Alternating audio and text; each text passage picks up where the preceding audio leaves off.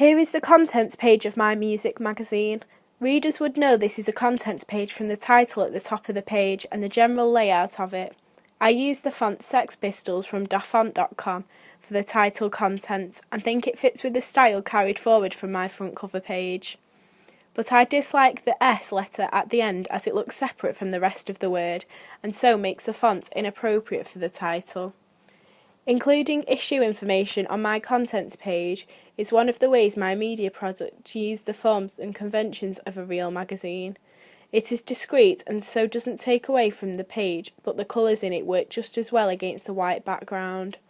The colours are also the colours from the other page, which builds up a strong house style. I have laid out the article information into columns. This is effective as you can see that the features column is the most important as it is double the width of the reviews and every month sections. The article information is in two different fonts. A more interesting font is being used for the name of the article, and then I have used a basic font for the information about the article which is found below the title. It is also in a smaller sized font. There are page numbers along the left side of the article columns. This is a form and convention of a real magazine contents page, and I have used it so the reader knows where to find each article listed. I have struggled to align them to the article titles, and perhaps a different font would have worked better. At the bottom right corner of the page, I have added a page number for the contents page, as every page in the magazine would have had a number. It is small, but the colour of the shape stands out against the white vertical stripe. Through having a large page number, I have challenged the usual forms and conventions, as on a professional magazine, on the contents page it would be smaller. I think the size works well as it has become a graphical feature of the page, with the three main colours incorporated, and the same font from the masthead on the front cover page.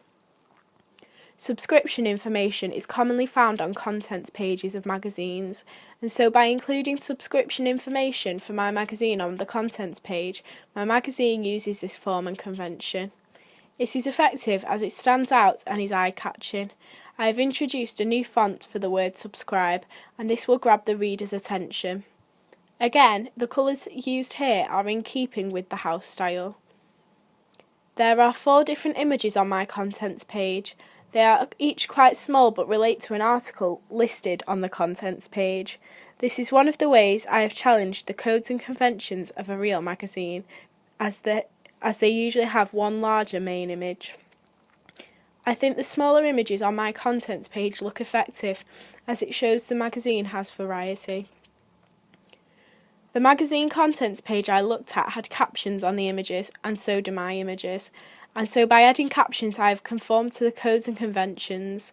Having a caption is good as it informs the reader which article that relates to the image, and also by having a page number anchored on the image it also tells the reader where they can find this article.